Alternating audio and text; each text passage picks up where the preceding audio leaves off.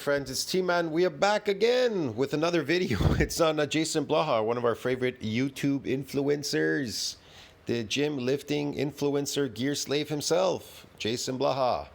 So we're going to do a reaction video today to Blaha. Blaha says, can we do cardio while bulking to gain muscle? Wow, this is going to be interesting again. I just love these fake things. Can we do cardio while we are bulking? Hey everybody, I thought I would chat with you guys. Can we do cardio while we're getting fat? Yeah, of course you can. You can do anything. Is lifting cardio? Yes. Anything you do is cardio. If you're moving your body, that's cardio. That's cardio. No, people are going to be like, but there's a person running on the treadmill. That must be cardio.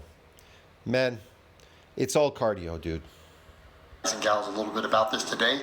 This is actually a really common question. This is a question I see a lot, and I think it's one that really needs to be addressed, but it needs to be addressed with some nuance. Although the short answer will be, yes, you absolutely can do cardio while bulking. You do need to pay attention to adjusting your food intake around it, and you need to pay attention to recovery. But as long as you are able to recover from the cardiovascular conditioning you are doing, you will be able to bulk and do cardio successfully without it interfering. All right, and for those who don't understand what this principle is behind bulking, the idea of bulking, and again, there's going to be some nuance here, the idea behind bulking is the idea of overeating, eating in a calorie surplus for the purpose of gaining weight, because the purpose of bulking is to get fat and then to do a bunch of so-called what he calls cardio and get skinny. Makes absolutely no sense. So you want to get fat and you want to gain a bunch of glycogen in your muscle. Okay. And then you want to lose it all. Eating in a calorie surplus for the purpose of gaining weight, because eating in a calorie surplus to gain weight. Yeah. Gaining weight is not building muscle. You want to build muscle or you want to gain weight? Which one is it? Gaining weight is generally necessary to gain muscle. In other words, gaining weight is necessary to gain muscle. No. Gaining muscle is necessary to gain muscle. Gaining weight is not necessary. It's not necessary to get fat. Gaining muscle and losing fat at the same time is not impossible. Gaining muscle and losing fat at the same time is not impossible.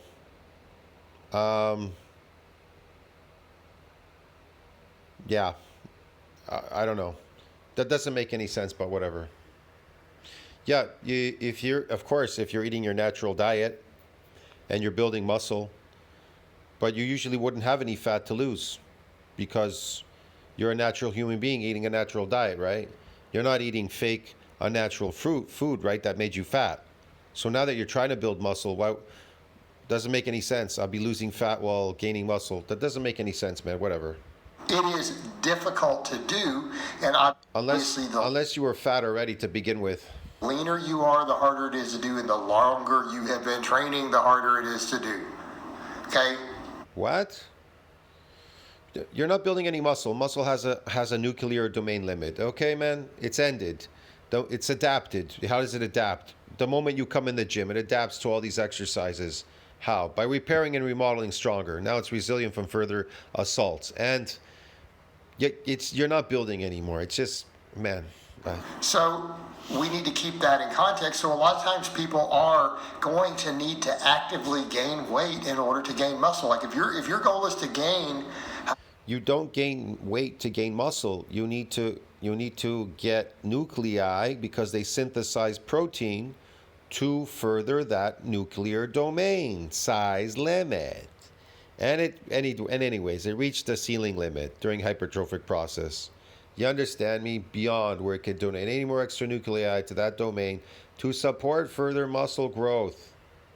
3 pounds of muscle, unless you plan on losing 3 pounds of body fat along the way somewhere, unless you can prove you actually built muscle, you didn't build any muscle. And I can prove you never built any because it has a domain limit during hypertrophic process. It adapted. That's how it adapts. You want to know how muscle adapts, man? It's easy. Here, this is how it adapts, okay? It has a nuclear domain limit right there. MND size has a ceiling limit, a nuclear ceiling limit. During hypertrophic process, beyond which extra myonuclei are donated by satellite cell to support what? Further muscle growth. You are all wasting your time in the gym, okay? It reached a ceiling limit. What does it look like? It's in nuclei precedes hypertrophy, not lost on detraining. That's what it looks like, okay? It looks like this.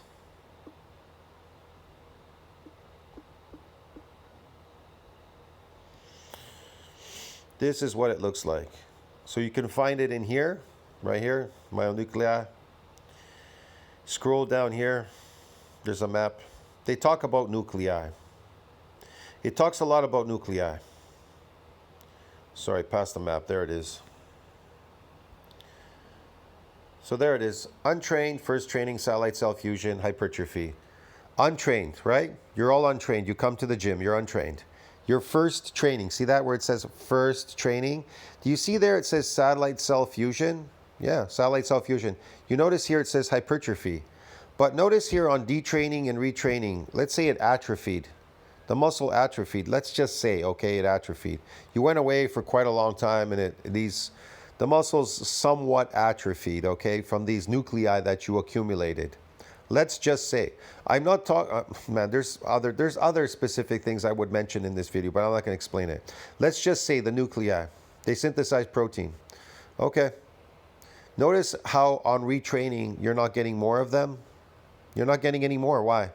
You want to know why you're not getting more? Because untrained first training satellite cell fusion.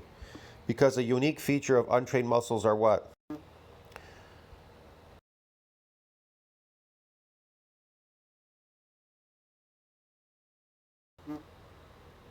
According to NCBI, a unique feature of eccentric exercise is that untrained subjects become stiff and sore the day afterwards because of damage to muscle fibers.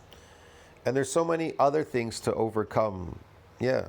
And so that's a unique feature of untrained muscles. They get damaged. And now they're not getting damaged anymore. Why? Why aren't they getting damaged? What is associated with muscle damage?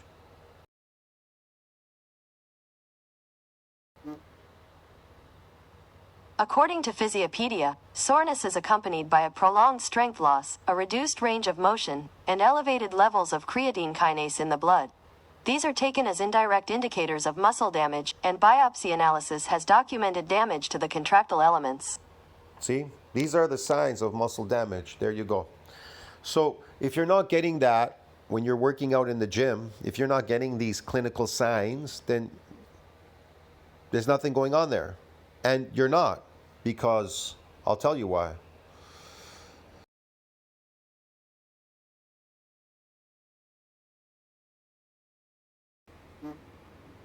According to PubMed, the repeated bout effect in eccentric biased exercises is a well-known phenomenon, wherein a second bout of exercise results in attenuated strength loss and soreness compared to the first bout. Yeah. Want to know why? Because it's protected. Hold on a second. Want to know why? Because it's protected. Because in recent advances, the protective effect against muscle damage from a single bout of eccentric exercise. That's why, dude. And actually, I need to remember this one because I'm have to do another video on this. I'm gonna clip that. Anyway, yeah. So that's the reason. That's the reason. There you go. Peter Butt effect phenomena, and DOMs and all that. They explain this. It's in science, bro. So you're not building any muscles. You're not building anything. I don't know what Blaha's talking about. There was one more I think I wanted to bring up here. I think that's enough, though. Yeah, I think that's enough. Forget it.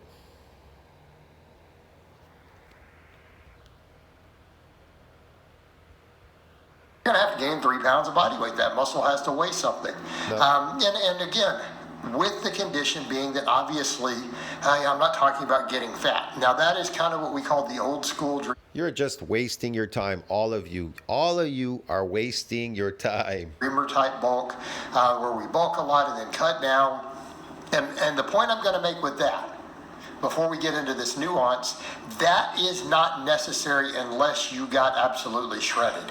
Okay, we're not talking about pre-contest bodybuilders. That is a very, very, very tiny demographic. The overwhelming majority of... I'll explain this. If you can increase your body composition, your muscle body composition, the muscle in your body, the more muscle you have, the higher testosterone levels you shall have. I'm not joking. The more muscle you could build, the higher testosterone, but you're not building any muscle because it reached an MND size limit, a domain limit. It is beyond. What part do people not understand there? It is beyond where the satellite cell can donate any more extra nuclei to that domain to support further muscle growth. It is not supporting because it's not donating. Get it, bro? It's beyond. What are you gonna do? Force it? Just by lifting 7 days a week in the gym? No. I could explain to all of you how to get more of these nuclei, but why should I? That's not my job. People out there are never going to diet. Now, on my old channel, I did explain it on my old channel, but I don't explain it on this channel because I just do slave videos. I'm explaining to you how you've been enslaved as a lifting slave. You understand me? I'm educating you here. Down, shredded and lean enough to an unsustainable body fat. Now, if you happen to be shredded and lean into an unsustainable body fat, no. You could be shredded and lean, and it can be sustainable. You want to know how? On your natural diet. You as a carnivore eating meat on your natural diet. That's how it's sustained. Get it? That's how it's normally it would just stay like that. That less than 1% of people who will ever do that, who work out, and you compete. The problem is the majority out there people eat an artificial diet, which makes them all fat. In bodybuilding or some sort of physique competition, yes, you will probably have to bulk and gain some fat afterwards because you can't train or sustain that level of body fat. All right, that's understood. And a lot of times those people already have a six-pack and they diet down leaner for 3, 4, 5 months to even get ready for a show again.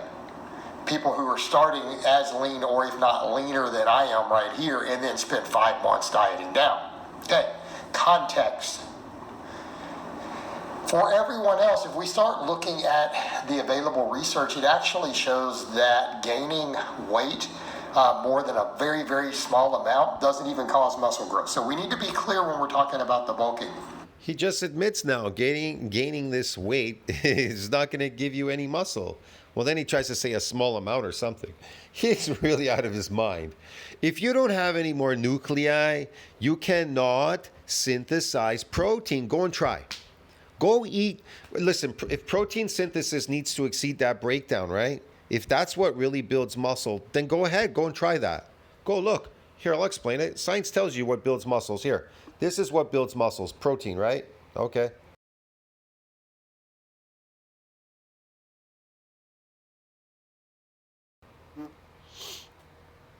Hold on a second.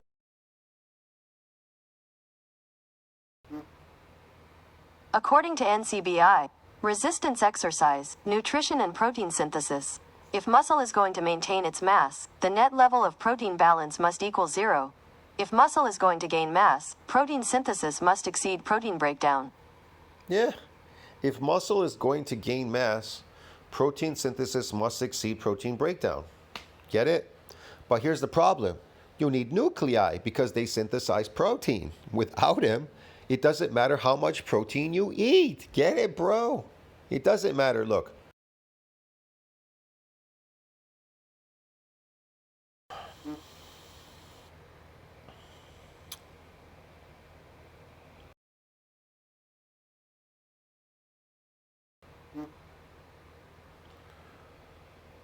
Man, this thing is not coming up now. I don't know why. Hold on a second. The key role myonuclei play in regulating muscle during exercise is gene transcription. Only recently have investigators had a capability of identifying molecular changes at high resolution exclusively myonuclei in response to ... Yeah, man, but without him, you can't synthesize protein. Which protein is synthesized by mitochondria? Well, there's a whole bunch of things here. But the nuclei.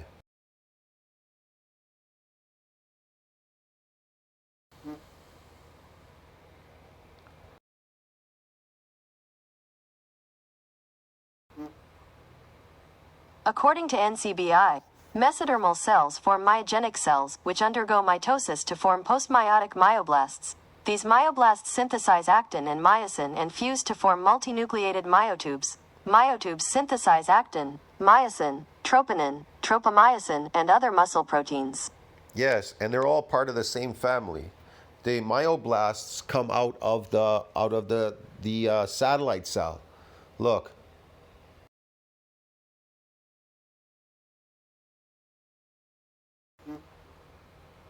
According to ScienceDirect.com, in adult skeletal muscle, satellite cells reside as quiescent cells located under the basal lamina of skeletal muscle fibers. Following muscle injury, satellite cells are activated, move outside of the basal lamina, co-express PAX7 and MyoD, and differentiate into proliferating myoblasts that also express MY5. There you go, see that? So maybe you don't understand that. For you it's complicated. But then it donates its nuclei, look.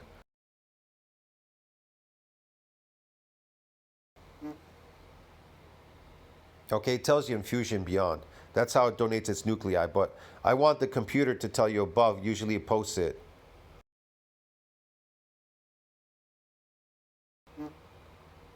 According to Frontiers, following proliferation, satellite cells differentiate and either fuse with each other forming new myofibers, fuse to an existing muscle fiber donating their nucleus to the fiber thereby allowing muscle fiber hypertrophy, or return back to their quiescent state. There you go, that is the most important part.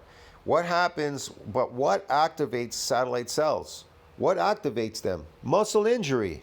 Well, you're not getting injured because they're protected. You understand me? They're protected now. I can't explain it to you if you don't understand it. They're protected because they repaired and remodeled stronger. There's a protection from the repeated bout effect phenomena and a bunch of other things, okay? You've adapted. That's how you adapt. So it tells you here, by donating their nucleus to the fiber. You understand me? That's how. And then they return to quiescence, okay? So what's making them proliferate and differentiate? The muscle injury, the one that we just showed you here. The previous one, the injury. Following muscle injury, satellite cells are what? Activated. Yeah, get it, dude? Okay. Man, I'm done with this. Okay, let's go back here to the video because it's going to take forever.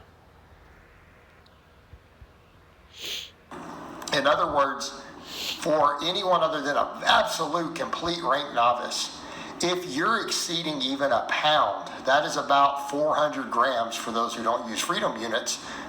If you're exceeding about a pound of body weight per month in your weight gain, you are gaining mostly fat. You're not even gaining lean tissue. Furthermore, the studies show that even gaining at that sort of weight, like a 10% calorie surplus, does not cause any more additional muscle growth, right? It causes only fat gains over even a 3 or a 4% calorie surplus. Well, how small is that? It means if your maintenance, this is how small that is. If your maintenance is 3,000 calories, that is really only about 100 calories. About 31. That is really only about 100 calories. About 30. Calories don't exist. 100. 100 calorie surplus per day has been shown in studies looking at this to maximize all of the muscle growth from a calorie surplus. That is actually sufficient because it's enough to cause a small amount of weight gain. Okay, and we need to be clear, it is not necessary to gain fat other than the original kind of exception I gave to the rule, to gain muscle and to even gain muscle optimally. Okay, lean gains are totally possible. Now that we have that out of the way, we've got to then look at, well, how hard is it really to eat enough to gain weight? It's relatively easy. The exceptions would be people with extremely high energy outputs. Okay, people with extremely demanding jobs, maybe work in the heat all day and they have low appetites. Okay, it's harder for those people. But even then, how many construction workers and other people still manage to get fat? They still eat enough junk, they can pull it off. Now, the trick is for a lot of people, they're like, well, I can't eat really clean and do that. I struggle with it. Well, in that case, then that's because you're choosing to eat that way. And I don't have a problem with that. But if you come back over and look at the other point, you don't need that much of a surplus. It can be very small. And in fact, if you're not losing any weight, you're probably doing okay. You're probably pretty close. As long as you're seeing a very tiny, a pound here or there going up over the course of months, you're probably maximizing muscle growth. If your training is out, so let's come over and talk about the calorie and the cardio. If you're doing a bunch of HIIT cardio, yeah, you're gonna have to account for that. Interval training, sprinting, high intensity cardio, yes, it will interfere with your leg workouts because it is a serious workout. Just like as if you added 3 extra squat days every week, you might not be able to recover from that. So yes, if you're adding 3 serious sprinting sessions, but it's not because you're doing cardio, it's because you're doing a lot of high intensity training. Just as if you try to do too much lifting, you can reach an overtrained condition on the recovery side. But if you're doing more intermediate cardio or lower intensity cardio, You are all wasting your time. Cardio, overtraining, this and that. None of these things bypass myonuclear domain limit. you might see a small negative impact. None of these things get the progenitor to donate its nuclei to support further muscle growth. None of this stuff. None. And I mean, zero. Back in your performance and your gains for a few weeks. Once your body gets used to it, it will be fine. In other words, you can do very light jogging if you're adapted to it, and it will not interfere at all. I know people don't want to hear this, and it really hurts them. And so they block it out of their mind. But they know the truth, because all you have to do is go into a gym and look around. And then why do people take steroids? Because they can't muscles your body naturally. It just doesn't create that naturally. It just doesn't bypass it naturally. It just doesn't do these things the way you want it to do. Look, the body does what it does the way it wants it to do it, but you are trying to force it to do something which it's not going to do for you. And so you want to take steroids to create a cosmetic look. Just like women buying cosmetics at the cosmetic store, painting their face. It's fake, get it? You understand me, friends? It's fake. So you want to create a cosmetic look like the rest of these people. It doesn't, your body doesn't create a cosmetic, weird, fake bodybuilding look like people on steroids. So all of you people are just failing out there, wasting your time. Now, I could explain to you there are ways to circumvent this. I'm not saying you can't. I know there are ways to circumvent the whole myonuclear domain and a bunch of other things. There are drugs out there that are actually, there is a drug out there that is actually natural, that mimics your own, your own hormones in your body.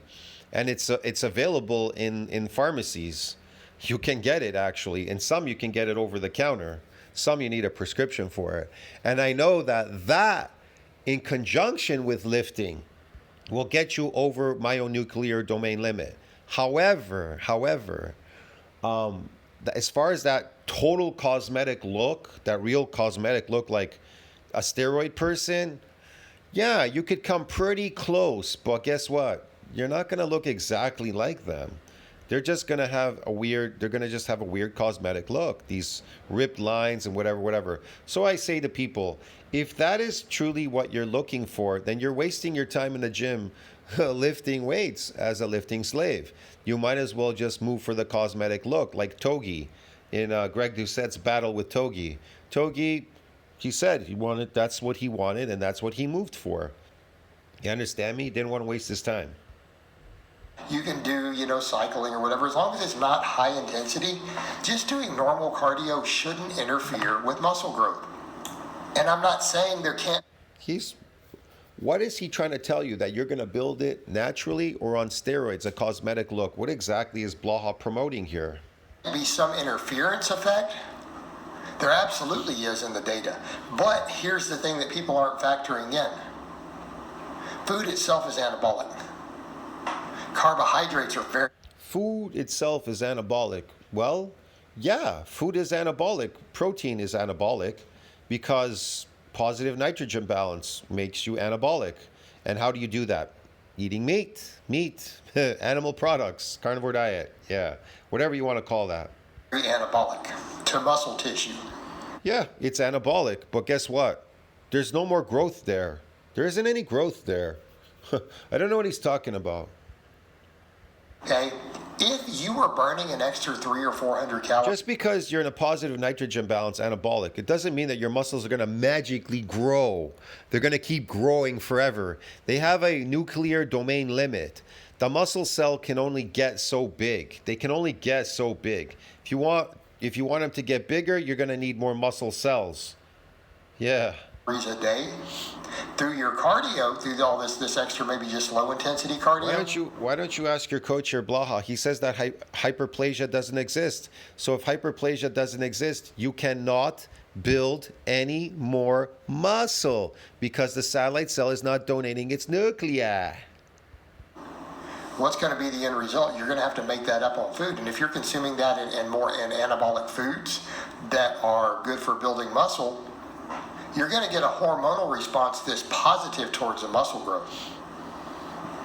So even if you're getting a minor interference effect from the cardio, the extra food that it allows you to eat, or actually, should I say, forces you to eat if you're trying to gain weight, because keeping in mind, your metabolism adapts. When we are actively training hard and we start eating more, your metabolism adapts? Doesn't it never adapts to these fake foods?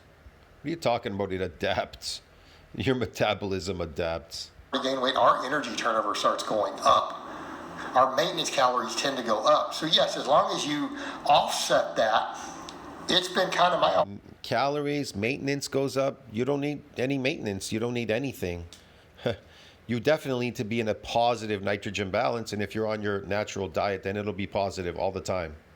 I mean, it will be maximally, it'll be positive. I'm not talking about you exercising or doing anything. I'm talking walking around like a normal person in reality, walking around. You eating your natural diet, you'll be in positive nitrogen balance. Only vegans are in negative nitrogen balance, which is associated with catabolism, which is associated with scurvy and a bunch of stuff. observation with most lifters, it doesn't interfere with their muscle growth at all. And I honestly think it is because any minor interference effect from the cardio is being offset by the additional anabolic effect of the. He's doing cardio. He's not building any muscle. He's lifting weights for cardio. He's using the weights as cardio. And he's trying to tell you cardio. What cardio do you mean exactly, Blaha? Food bridging the gap there. So I personally feel like the net result is that it's fine. And it doesn't necessarily help you stay leaner per se, because I don't think it's going to really do that. Some people try to do that and think that's what's going to happen. I don't think it is. Don't believe it is. Never observed it to be so much. But it can be good for your health. And particularly when you're in a... It can be good for your health. It can be good for your health if you stay on your natural food as a carnivore, yes. That would be good for your health, definitely. Yeah. Calorie surplus, gaining weight, if you don't eat any fake food, it's going to be good for your health. And you doing less of this lifting is going to be good for your health. Now, if you want to get an adaptation, then lift and get an adaptation. But if you want to be a lifting slave and live forever and eat artificial food and keep getting fat, bulking, and destroying your health, well, go ahead. You'll look like Blaha, 85 years old at 47. Okay? up with your health is a good idea. So it's possibly just a good, healthy thing to do. Yeah. All right, guys. Well, that's Wow, that's a really good, healthy thing to do. To enslave yourself to lifting weights and enslave yourself to getting fat and skinny, and keep lifting forever because muscles have a myonuclear domain limit and you can never pass them. Okay. Yeah. And you're gonna keep failing at doing this, trying to get a different outcome out of something that the outcome has ended the moment you came in the gym.